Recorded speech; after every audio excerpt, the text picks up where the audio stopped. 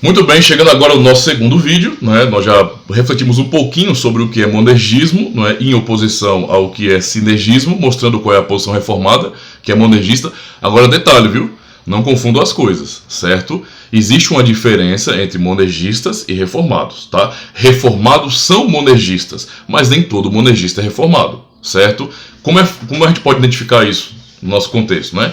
Igrejas reformadas, vocês já viram pelo vídeo que eu fiz sobre o que é uma igreja reformada, que reformados historicamente são aqueles que são confessionais, não é? Alguém que usa o nome reformado sem ser confessional não está fazendo jus ao nome, né? Sei lá, não entendeu ainda o que é a reforma, o que é a fé reformada nesse sentido, tá? Reformados são confessionais, beleza? Nós temos então, por exemplo, pensando nos principais, né? Nós temos os reformados que herdaram a tradição que veio do continente, não é? No caso, os reformados, não é?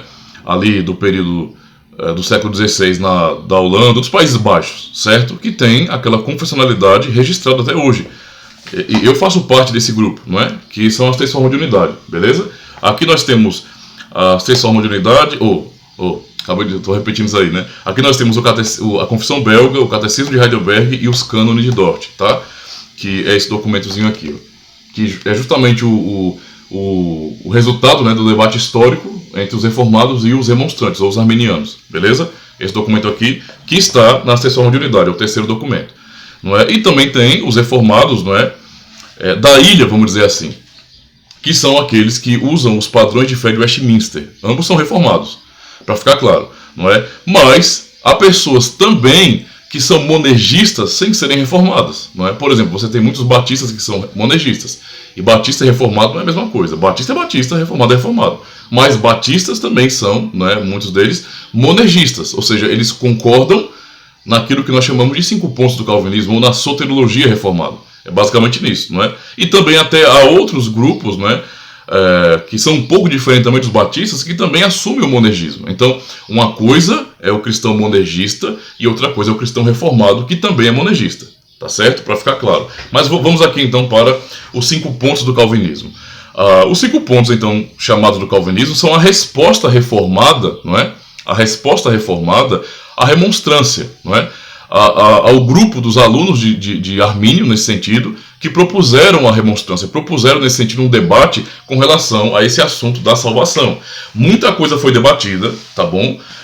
Esses 5 pontos não resumem o que aconteceu em Dort no século XVII, é importante estudar mais sobre isso, mas o foco aqui é falar um pouquinho desses 5 pontos, não é? Com esse acróstico chamado TULIP, que todo mundo conhece aí, que tem sido fruto de debate, de muitas vezes raiva de muitos cristãos que brigam realmente por causa disso, o que é um grande erro, né? A gente não tem que pensar assim. Vamos precisar, cada vez mais como cristãos, né, para o nosso amadurecimento, refletir bem, não é? Sem levantar bandeira antes de compreender as coisas. Vamos tentar compreender direitinho para então depois nos posicionarmos, né? Foi assim que eu me tornei reformado. Primeiro reconhecendo que eu não era reformado. Né? Eu imaginei que porque eu era monergista há alguns anos atrás, eu já era reformado. E quando eu conheci realmente o que é a fé reformada, eu fiquei um pouco espantado e realmente percebi que eu precisava era me reformar, né? E não ficar me chamando de reformado. Hoje em dia é diferente porque eu sou confessional. Realmente eu sei o que isso significa e não limito mais a minha vida como cristão reformado em debates, né? Mas vamos então para os 5 pontos do calvinismo. O primeiro ponto, né, que é bem conhecido, é o ponto da depravação total, não é? O que essa depravação total significa? Quando nós estamos dizendo isso, depravação total, às vezes a expressão, ela espanta, né? Porque, poxa, então quer dizer que nós somos depravados assim, de maneira total, absolutamente depravados, não é? Que estamos o tempo todo fazendo e pensando mal e fazendo e... Será que é assim?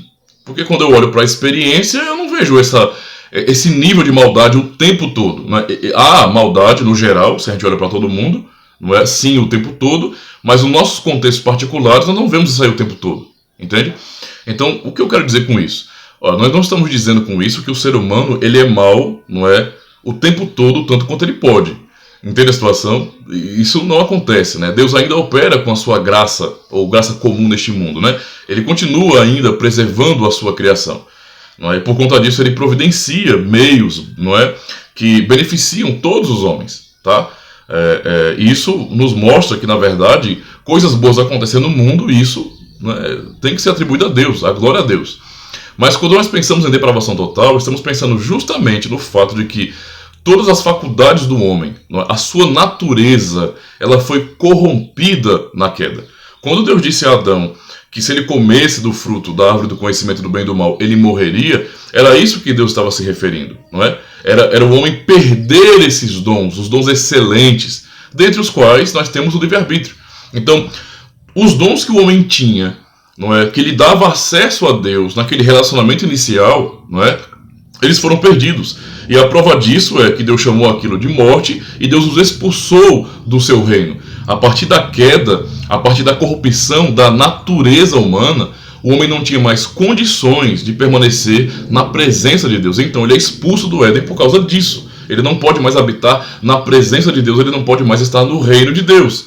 Então a situação, essa é a expulsão, essa é a morte espiritual que o homem sofreu, não é? E todo o mal decorre disso, né? Toda mazela na humanidade, toda corrupção, não é, na humanidade, no mundo, vamos dizer assim, vem disso. Tem como origem esse pecado, não é? Porque é a partir da corrupção da humanidade que toda a terra ela acaba tendo maldição, como nós aprendemos em Gênesis 3, não é?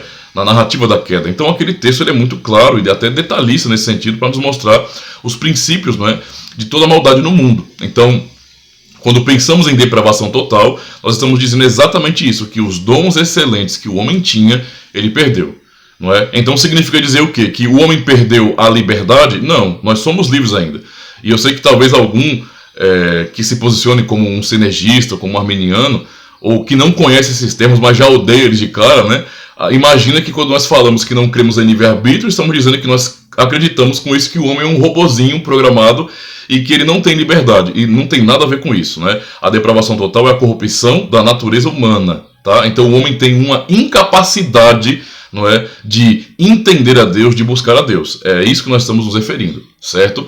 E portanto, temos que compreender o seguinte, irmão, que nisso, o homem perdendo os seus dons, não é? Ele não tem mais aquela capacidade de relacionamento com Deus, de sequer compreender a Deus como ele compreendia. Quando Adão e Eva foram criados, eles foram criados sem pecado, não é? Eles foram criados maduros, com plenas condições de obedecer à lei de Deus, à vontade de Deus. Por isso que eles estavam ali no reino, não é? Eles estavam ali criados dessa forma, mas a partir da queda eles perderam tudo isso. Eles não têm mais condições de obedecer, não é? Eles não tinham mais condições, não é? De maneira livre obedecer a Deus como era antes. Antes eles sim usaram a sua liberdade, que não tinha influência, não pendia para o mal, não é? A sua liberdade realmente livre, né? Para obedecer ou não a Deus. E eles escolheram não obedecer. A partir da queda eles perderam então essa capacidade, não é? De escolher realmente entre o bem e o mal. Então nós continuamos fazendo escolhas, só que as escolhas que nós fazemos, elas são livres dentro de uma caixinha chamada natureza, vamos dizer assim. Então nós escolhemos, não é, baseado em nossa natureza, tá? Nós não temos condições de fazer uma escolha contrária à nossa própria natureza. Toda a escolha que nós fazemos está ligada à nossa natureza, certo? Ou seja, o homem natural, ele nunca vai escolher por si só a Deus. Isso é impossível. E isso não é uma opinião reformada, isso é bíblico, tá? Por exemplo, em Efésios 2, nós aprendemos sobre isso, não é? Em Romanos 1, nós aprendemos sobre isso, certo? Nós aprendemos sobre isso. Em Romanos 3, aprendemos sobre isso, não é? Paulo é muito enfático quando ele cita os Salmos, e ele fala que não há um justo, não há um sequer, e ele vai ser mais fundo, vai mais fundo ainda. Ele fala, não há quem entenda e não há quem busque a Deus. Isso é muito claro. Olhar para a humanidade é contemplar esse homem caído que não entende a Deus e nem tampouco busca a Deus. Não está na condição. Então aquele texto de Romanos 3, não é? A partir do versículo 10, é uma descrição, é um raio-x da natureza humana, não é? Daquilo que o homem é no pós-queda. Tá? Então depravação total significa dizer apenas isso. Não é que nós não temos capacidade em nós mesmos de escolher a Deus. Tá? Por isso nós precisamos de uma ação externa. Deus opera em nós primeiro a regeneração, primeiro o Senhor vem, não é, e nos dá vida juntamente com Cristo pela pregação do Evangelho, nos dando fé, e então depois de Deus agir, Certo é que nós, então, podemos responder, porque ele já nos regenerou. Entende? Então, é isso que acontece. Né? Porque o homem, sem essa ação de Deus, não pode vir. É daí que vem o monergismo, a ideia do monergismo. Né? Deus age, Deus salva, Deus é quem desperta o homem. Sem a ação de Deus, o homem não pode fazer coisa alguma, o homem nem sequer entende a Deus. Né?